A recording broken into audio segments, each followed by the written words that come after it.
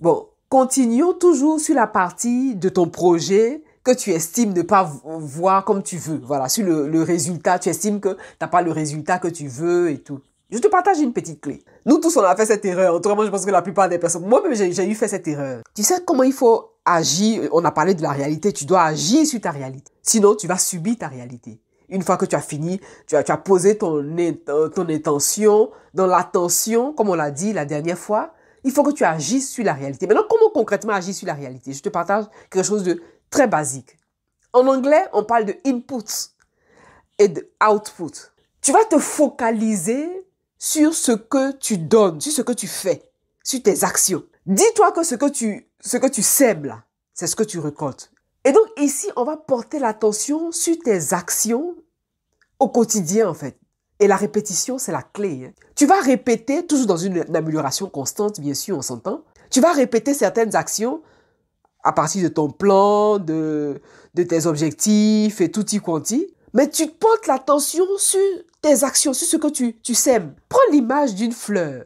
Lorsque tu as une fleur, toi, qu'est-ce que tu fais? Tu l'arroses, tu t'occupes d'elle, tu lui parles, tu lui apportes de l'amour pour qu'elle puisse pousser.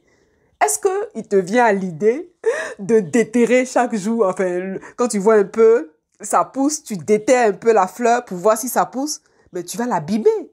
C'est pas possible. Considère que tu dois avoir la même action pour ton projet. Pendant que tu agis, va pas creuser pour... Voilà, ne sois pas accroché au résultat. C'est-à-dire, il faut que tu portes l'attention sur l'input.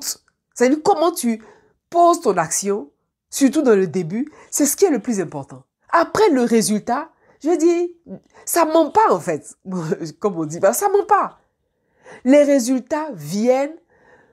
Dieu n'est pas gaou. Voilà, c'est clair et net. Donc, concentre-toi sur ce que tu es et sur ce que tu fais.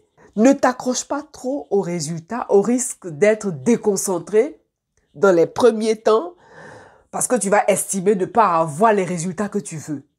Et tu risques de partir trop tôt avant le miracle.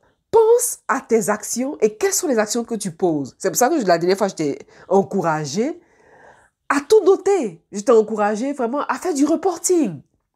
Qu'est-ce que tu as fait? Où est-ce que tu en es? Est-ce que tu avances? Est-ce que tu recules? Qu'est-ce qu'il faut améliorer dans tes actions? Ça, c'est très, très important. Toutes les fleurs ne poussent pas au même rythme. Tu vois ce que je te dis? Donc, considère ton projet comme une fleur. Considère ton projet comme une fleur et arrose ce projet-là et naturellement, il va éclore selon la vérité de ton âme.